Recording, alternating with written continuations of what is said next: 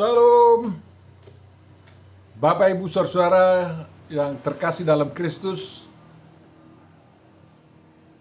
Saya sangat berbahagia karena kita bisa bertemu kembali dalam channel ini, channel Langsung Sitorus, yang merenungkan Evangelium di minggu berikut.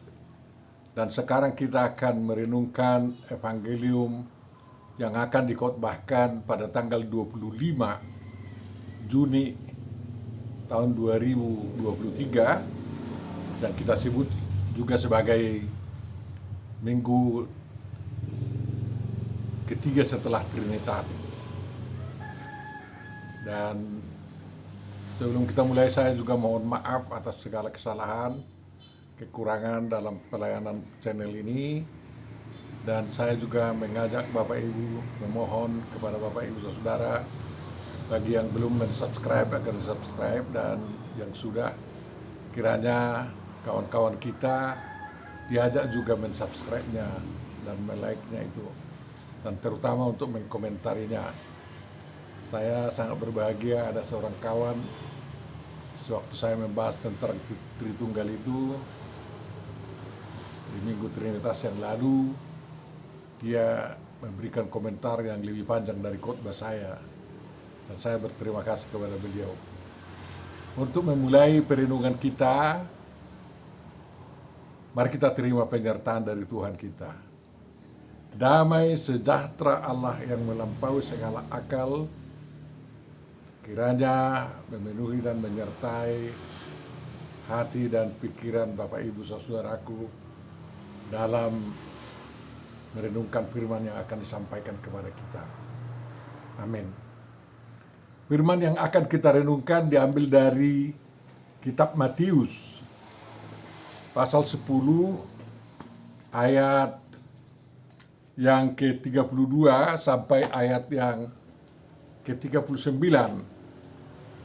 Marilah kita baca dulu apa yang dituliskan di sana.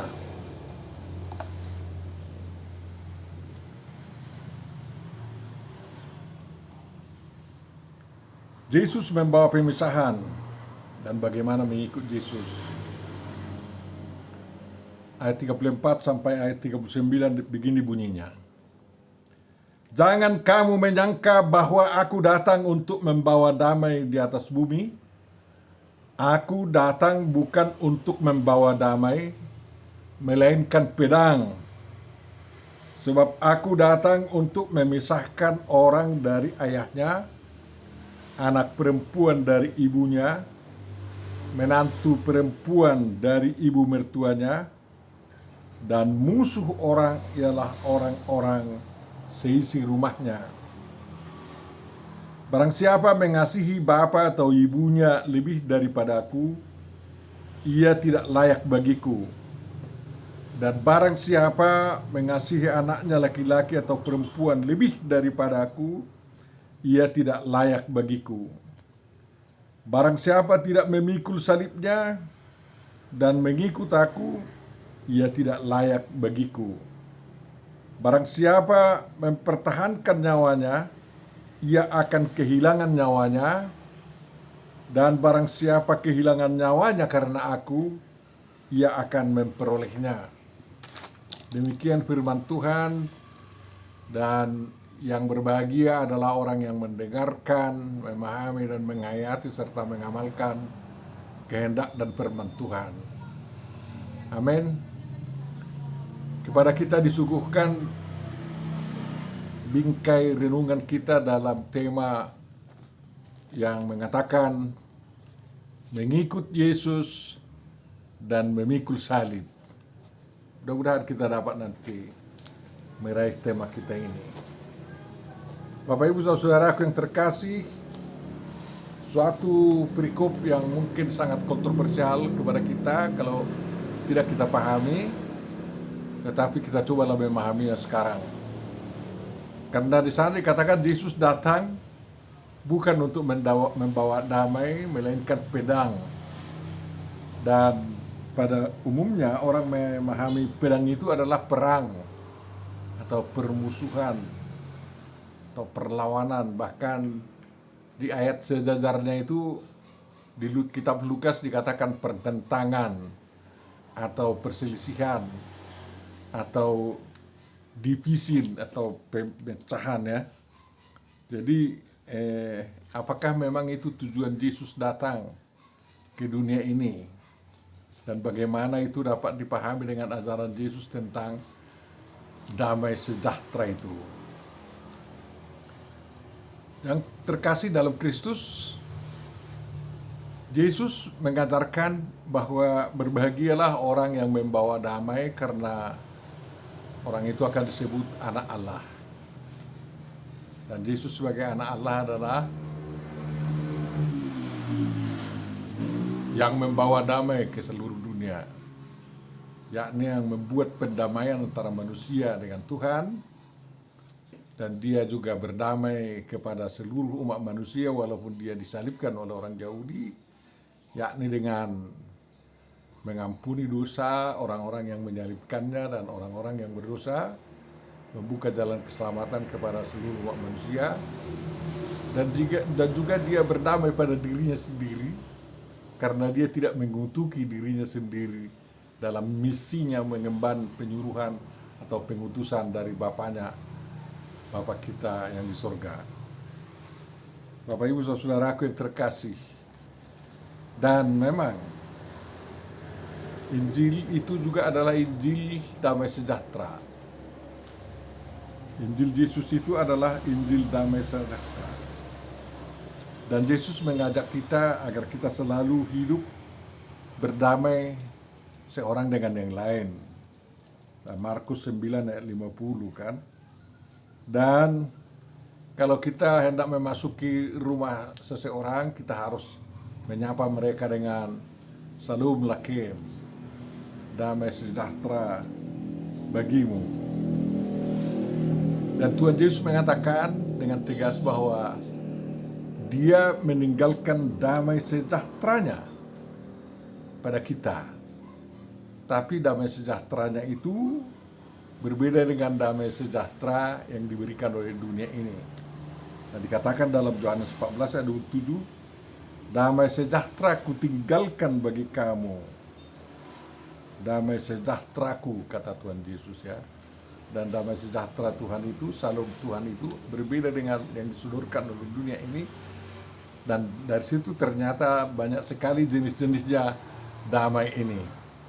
Makanya orang Kristen harus memilih damai sejahtera yang bagaimana yang harus diwujudkannya di dalam pergaulannya di dunia ini, dalam kehidupannya, terhadap dirinya, terhadap masyarakat sekitar, terhadap lingkungannya, dan juga terhadap Tuhan. Bapak Ibu saudaraku yang terkasih, ajaran Yesus tentang damai sejahtera tidak bertentangan dengan apa yang dikatakan oleh Yesus pada Matius 10 ayat 34 itu, karena dia datang bukan membawa damai, yang berarti bukan seperti damai yang disodorkan oleh dunia ini, melainkan pedang. Karena apa? Dia sendiri adalah pedang itu. Karena firman Tuhan itu adalah lebih tajam dari pedang bermata dua. Ya. Dan itu yang dibawa oleh Tuhan Yesus ke tengah-tengah manusia.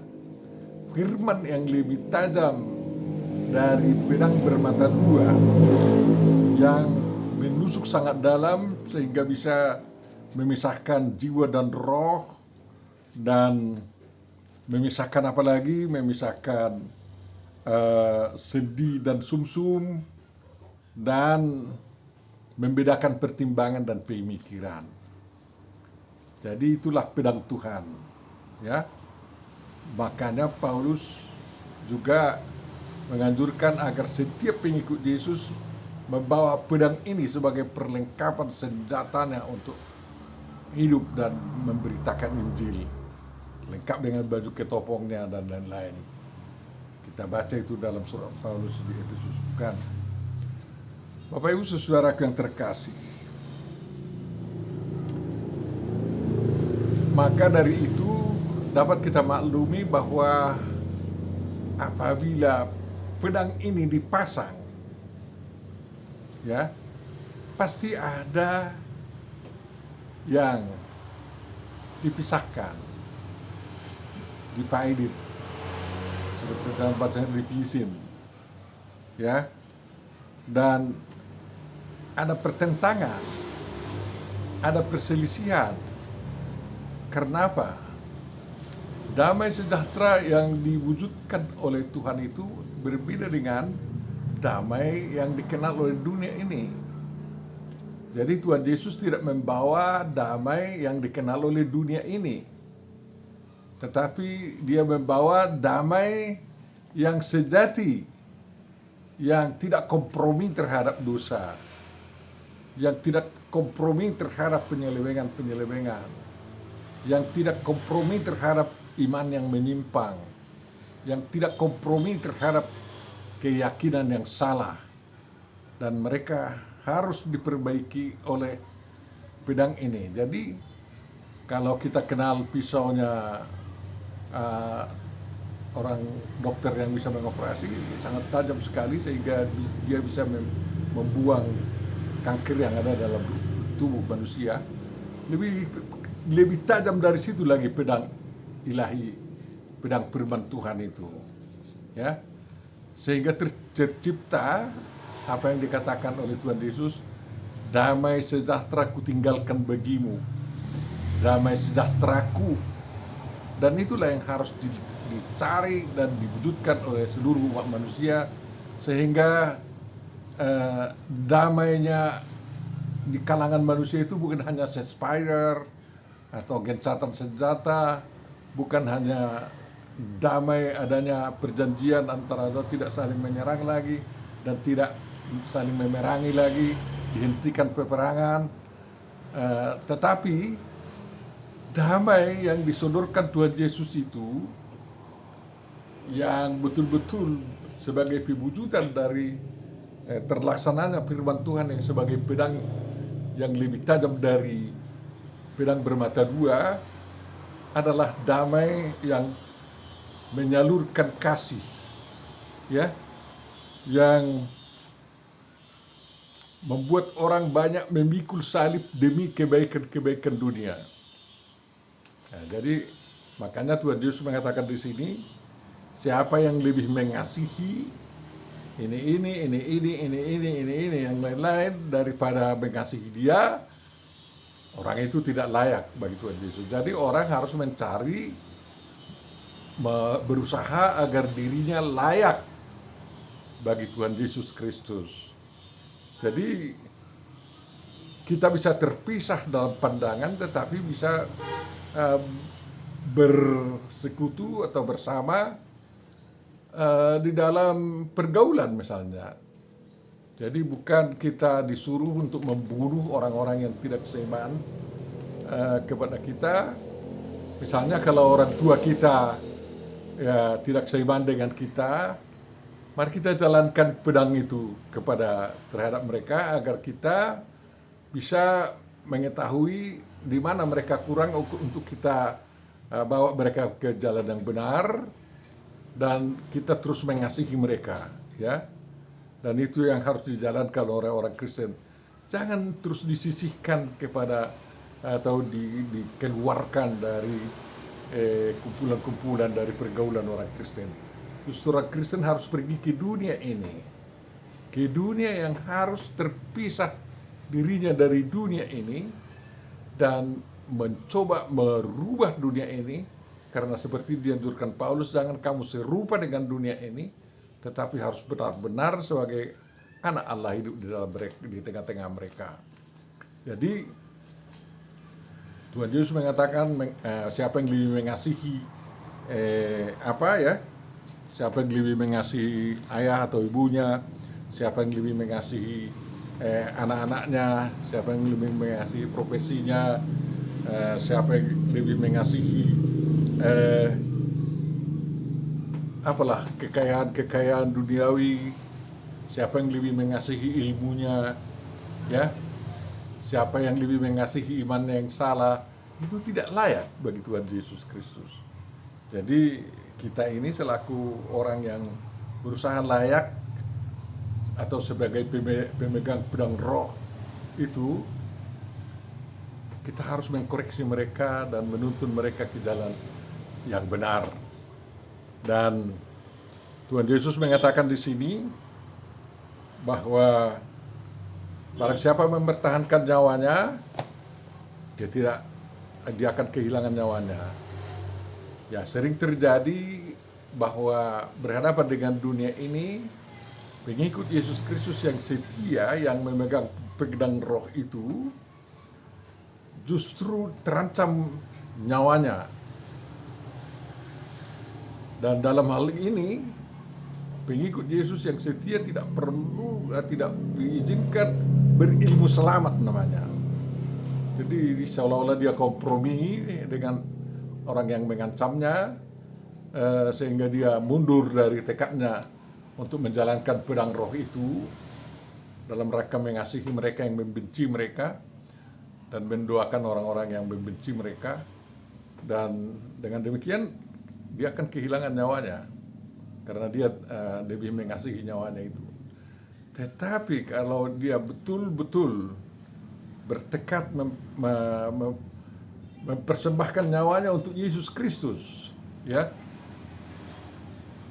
dan mungkin bisa saja hilang, Tuhan Yesus akan mengembalikannya kepada dia karena nyawa yang sedemikianlah yang paling berharga bagi Tuhan Yesus Kristus.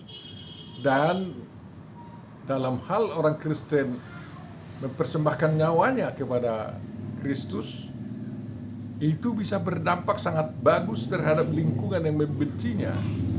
Dunia akan terheran-heran, mengapa pengikut Yesus Kristus ini tidak mau oleng dari kebenaran atau kasih yang dijalankan mereka. Dan dengan setia memegang pedang roh itu, ya, firman Allah itu, suruhan Tuhan itu, banyak orang akan bertobat dan bersujud kepada Tuhan Yesus Kristus dan mengakui bahwa Yesus Kristus adalah Tuhan demi kemuliaan Allah Bapa. Kiranya Tuhan menolong kita untuk terus, ya, mengikut Yesus dan mengikut salib, memikul salib. Apa itu yang salib? Banyak sekarang jenis salib, ya. Sudah pernah saya terangkan juga dalam khotbah saya bahwa di Golgota sendiri ada 3 salib, ya, yang secara fisik nampak, ya. Yang di tengah itu salib yang dipikul Yesus dan tempat Yesus disalibkan. Bagi orang di sebelah kiri Yesus adalah salib kematian, yang menuntun dia kepada kematian, bukan kepada pertobatan, bahkan hatinya semakin nakal. Dan yang di sebelah kanannya salib yang dimana dia digantungkan, membuat dia bertobat dan datang kepada Tuhan Yesus Kristus. Jadi ada 3 macam salib yang hati-hati kita mana yang harus kita pikul, ya. Kalau menurut saya salib Tuhan Yesus biarlah Tuhan Yesus sendiri yang memikulnya, tak usah kita. Cukup aja siapa itu kawan dari Kirene itu yang membantu Yesus memikulnya sampai ke Golgota. Tapi sekarang ini jangan coba pikul salib Tuhan Yesus, tapi salibmu lah. Dan saya harapkan salib yang kita pikul itu adalah salib yang menuntun kita kepada pertobatan setiap hari. Pertobatan dan kedatangan kita kepada Tuhan Yesus mengatakan, Tuhan, ingat akan daku setelah kau tiba dalam kerajaan-Mu. Dan Tuhan Yesus tetap berkerajaan di surga sekarang. Dan oleh karena itu kita selalu bisa menyeru kepada Tuhan dalam salib yang saya pikul ini, Tuhan, entah jenis apapun itu, ingat aku. Dan jawabannya, hari ini engkau bersama saya di Firdaus. Artinya hari itu juga, saat itu juga, saat kita menyerahkan jiwa kita dalam memikul salib itu kepada Tuhan, dia katakan, kau berada dalam kerajaanku yang di bumi, dan nanti kau juga berada dalam kerajaanku yang di surga kekal itu. Jadi kita tidak hilang begitu saja. Dan perjuangan kita memikul salib itu adalah sangat berguna, ya. Karena salib biasanya yang sangat berguna adalah bukan hanya untuk kita, berguna untuk kita, tetapi bermanfaat juga bagi orang lain. Karena Sewaktu kita memikul salib itu kita menderita, ya. Seperti Tuhan Yesus yang menderita memikul salib itu, bahkan nyawanya terancam, ya. Bahkan nyawanya dihilangkan di salib itu. Dan ternyata setelah dialami begitu, dan kita pun kalau kita alami pemikulan salib yang menuntut nyawa kita harus hilang demi Tuhan Yesus Kristus, pasti orang akan semakin mengenal kerajaan Tuhan yang penuh kasih itu. Dan mulailah praktek kasih yang sangat luar biasa di antara manusia. Memang orang jahat akan semakin jahat, tapi itu tidak masalah kita, itu masalah Tuhan Yesus. Karena Tuhan Yesuslah yang akan menghakimi dan menghukum orang-orang yang tidak mau bertobat. Dan kita biarkan Tuhan Yesus melakukan pembalasan kepada mereka. Tetapi tanggung jawab kita adalah kita pikul salib kita ikut dia dalam pemikulan itu, dan kita setia untuk mengatakan, Tuhan, ingat aku dalam penderitaan ini. Sertai aku dan berikan kehidupan kepadaku. Harus kita bisa katakan demikian, dan Tuhan Yesus akan menjawab, di sini saya menyertaimu. Aku adalah Tuhan yang Immanuel, yang selalu menyertaimu dalam perjuangan hidupmu. Tuhan Yesus memberkati kita. Bapa Surgawi, terima kasih atas ajaran firman-Mu bahwa kami akan menjalankan pedang roh, karena pedang itulah yang Engkau bawa, bukan damai yang didambakan oleh dunia ini atau seperti digambarkan dunia ini, tetapi damai yang daripadamu lah yang kami nikmati, sehingga kami akan sangat berbahagia apabila terus membawa damai-Mu itu ke seluruh dunia ini. Dan kami selalu saling menyapa dengan mengatakan Shalom Lakem, dan kiranya dengan sapaan-sapaan kami itu dunia mengenal damai sejahtera-Mu juga. Terima kasih Bapa, dalam Yesus Kristus kiranya Tuhan mendengarkan dan mengabulkan doa-doa kami. Amin.